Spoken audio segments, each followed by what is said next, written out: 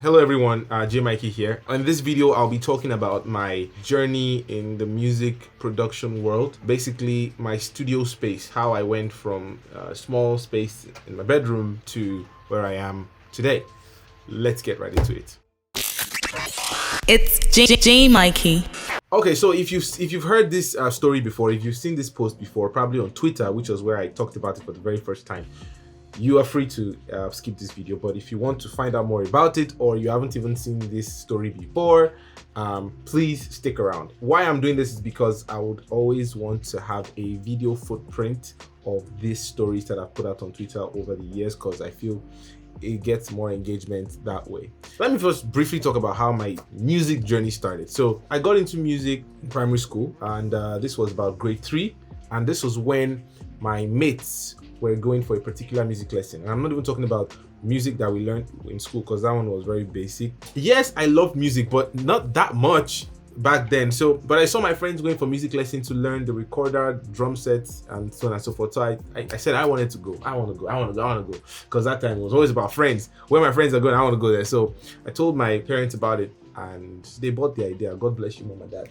They loved the idea. And I remember very clearly, dad drove to the music lesson. So I went to the music lesson. I learned how to play the recorder. I learned how to sight read, learned how to play the drums, and the music grew. In fact, back then it was my brother and I that went for the music lesson, but then somehow D Baba Mike-Bamiloye could not handle it. I guess that wasn't his calling, and so he just quit. But then I continued up until I got to grade 5, and then I had to stop because of common entrance. Okay. After then, I stopped the music lesson. So I did music lesson about 3 years. Grade 3, grade 4, grade 5. Then I stopped. Then I kept, by the grace of God, I kept developing in my keyboard skills. I watched other people play. I played the keyboard a lot. I played in school. I played in church. Because of that, I kept on developing. And let me say, music for film didn't start yet. But then by the time I got to JSS3, that is grade 9, I was in the drama group in school, and Mike-Bamiloye was the drama coordinator, so I was in the drama group. And in one of the stage drama that they were supposed to do, there was supposed to be public transport vehicle, like a bus on stage. And discussing with Dami, we were wondering how we could accomplish this to make it, not realistic per se, but engaging. I had a keyboard at home that I used to play, and then Dami and I discussed, and I think Dami gave the suggestion that we could use sound effects on my piano. I said, yeah, we could do that. When I got home, I was able to take note of where the sound effects were on the piano. The car start sound effects, engine sound effects, car passing sound effects. So I got all that on the piano, right? Then I took the piano to school the day that we're supposed to present the drama. So I hadn't rehearsed with them. So that was what gave me a lot of tension, that, oh, I'm not going to mess this up. Then they started, and as he turned his hand, I just pressed the effect, and they go and all that. So as they were driving, as they were turning the wheel, and all the passengers were acting, I was adding the sound effects of cars passing by, and then the whole school went wild, like, wow, they had never seen something like that before. It was so cool. And that was when I knew, oh, okay, music, playing the keyboard can be more than just for songs. It can also be as a form of background music and sound effects thing. That was when the whole thing started, right? And so it was basically my keyboard. Then a year later or so, I was playing with my cousin and my friend who had a keyboard that we used to play with, and so we could record 5 channels on it, and we just recorded some nice beats, and we're dancing. And then Dad saw it. By that time, that was 2006, and they were shooting Blood on the Altar.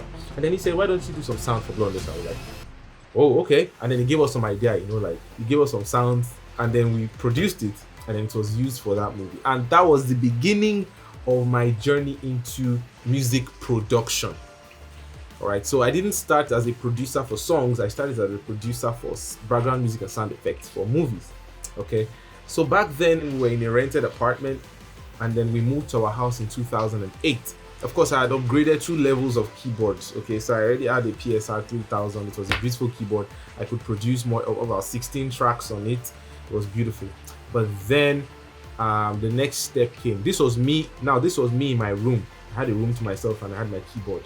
So in 2014 was when I was introduced to, we call him Bros Eddie, Edward Sunday.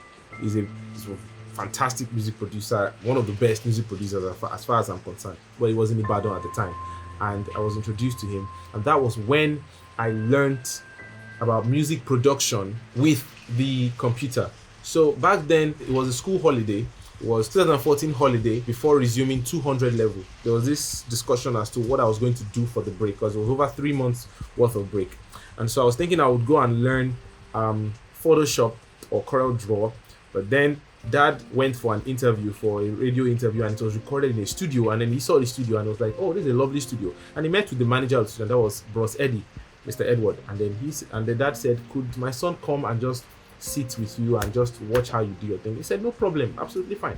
So I went there every day and I watched what was going on. That was my first time fully experiencing a music studio. All right, so I saw him using a computer and then the piano, and it was like, okay, they connect. You can do these kinds of connections. Oh, okay. And then his guys gave me Fruity Loops, and that was the first time I would see Fruity Loops. And so while he was using Sonar Cakewalk, I decided to, towards the end of the IT, towards the end of the IT, I started learning Fruity Loops. And so at the end, he gave me Propeller Head Reason. Propeller Head Reason is the one I used for the next 10 years. But I used Fruity Loops up until 300 level ending. 300 level. I used it for over a year.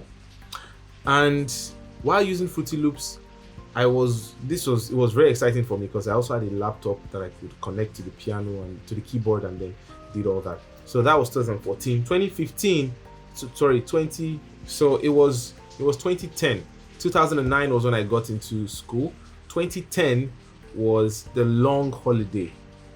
2010, not 2014. By 2010, 2011, I was getting used to the software Propeller Head Reason. Whenever there was a movie project going on, I would go home from school and spend the weekend producing, and then I would go back to school. All right, so back then there was nothing related to audio recording. It was only sequencing, that is beat making. I'll just call it beat making. So I was making beats for Mount Zion movies. After a while, I found a way to record audio, and there was this headphones that had a mic attached to it. So the headphones was no longer working, but the mic was. So I broke off the headphones, and then I was using the microphone for my recordings. So I connected the microphone straight to the laptop, to the mic jack, and then I was recording audio. But then it wasn't even songs, it was just sounds, all the chants and stuff. So I didn't start from songs, I started from chants. So it was all the yeah and all that stuff. So I did that for Across Children, I did it for Jomi, and I did it for Abobaku, and this was 2012. So I started from there, and I kept producing in that manner. I couldn't do any songs. It was after Abobaku that my dad told me one day, he said, "Now it's time for you to move to producing actual songs. No more chants and chants and chants all the time. Songs now." I said, okay. So I think back then there were a few songs that I did. I don't even remember them anymore. But yeah, back in 2012, 2013, there were a few. 2014 was when I went to serve. And by 2013, first of all, I changed from that microphone to a better mic, because I saw one guy in the hostel back in school using a Shure mic, and he connected it through a converter and into his laptop. I was like, oh, this could work. And I was able to buy a microphone back there, 8,500 naira. And I used that mic for over 5-6 years. That mic served me very, very well. I was still using Reason 4 at the time. And so in 2014, I went for NYSC, and that was when my first album was released, Living Sacrifice. And this was it was a combination of all the songs I had done from 2012 up until that point. Because songs that I did back then was only done for movies. All right, and so everything was put together, and we created this album. But after NYSC, I met another fantastic music producer, one of the best that I've ever seen, Evangelist Bade Adetishola. He simplified music production for me. In fact, that one was not just me sitting down and watching it, because I already had a little bit of knowledge. So now it was proper training. So I was under him. I trained under him for 3 months. Immediately after my NYSC, 2015, January, February, March, I was under him. So every day I went to his studio and I learned a lot. That was also where I found out about another software called Logic Pro, but I wasn't using that yet because I didn't have a Mac, so I was still using my Reason. I watched Uncle Bade work, and at this point in time, my laptop was already struggling. It was in a very horrible state. I didn't have professional speakers. I was using speakers from an old deck, and I took the 2 naked wires, connected it to this computer boom box. It was a mess. So many times when I produce, I would take the sound to Uncle Bade's studio to play it through his speakers to hear what it sounds like. So there are many times I would hear something entirely different from what I produced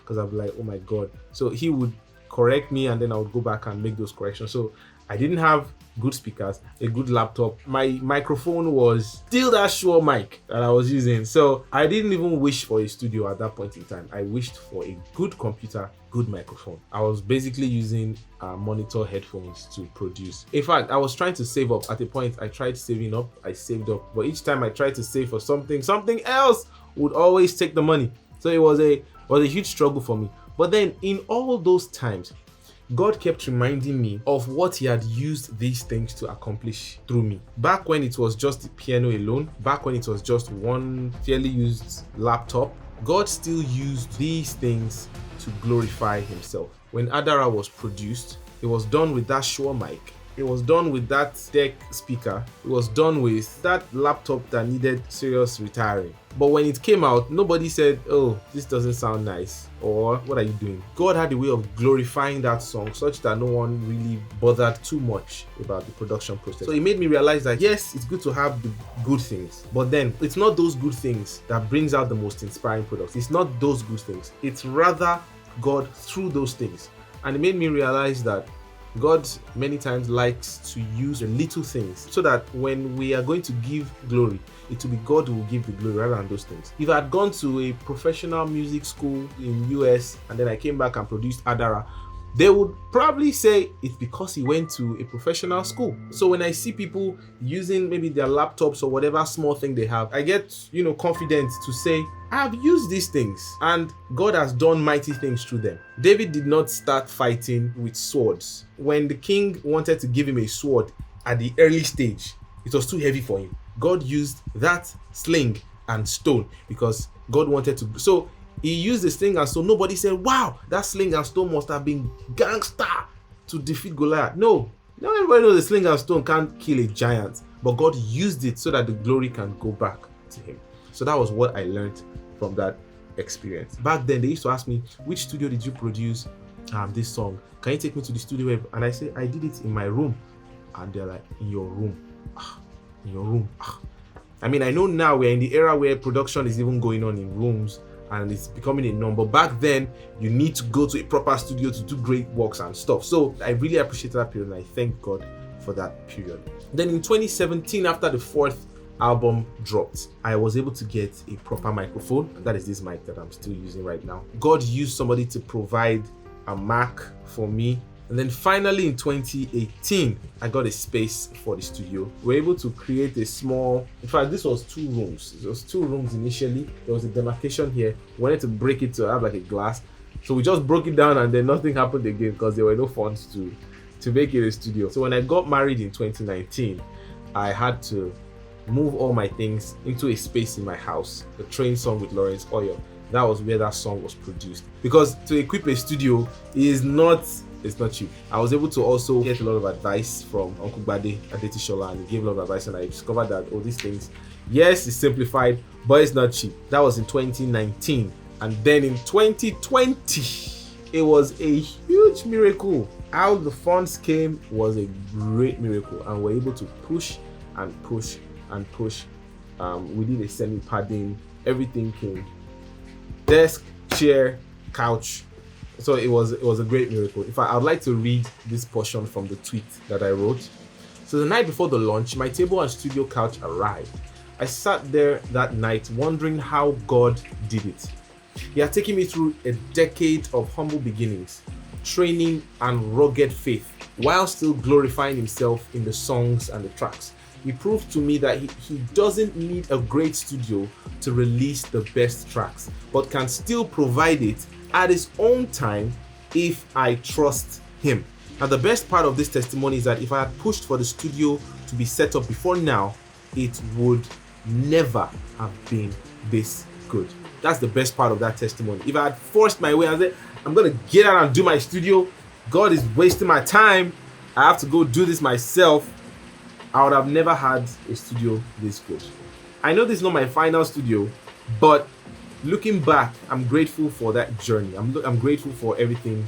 I'm grateful for the experience. the fact that I can tell people that it is not this room or this setup that is doing what God is doing in my life. It is God that is doing what He's doing in my life. So if you take away the studio, if you take away all this, and you leave God, you're still going to get an amazing result. So I believe this testimony is going to encourage someone that whatever position or stage that you have found yourself, as long as you are staying connected to God, as long as you stay glued to God, He is taking you through a process, and there is always a power and an ability that comes with going through that process. And if you jump the process and you come out half-baked, it leads to disaster. So hold on to that faith, hold on to that promise that God has for you, and it will come to pass. So yeah, that's the end of the vlog for today. I'll see you guys in the next one. Once again, my name is Mike-Bamiloye, aka Jaymikee. Peace out.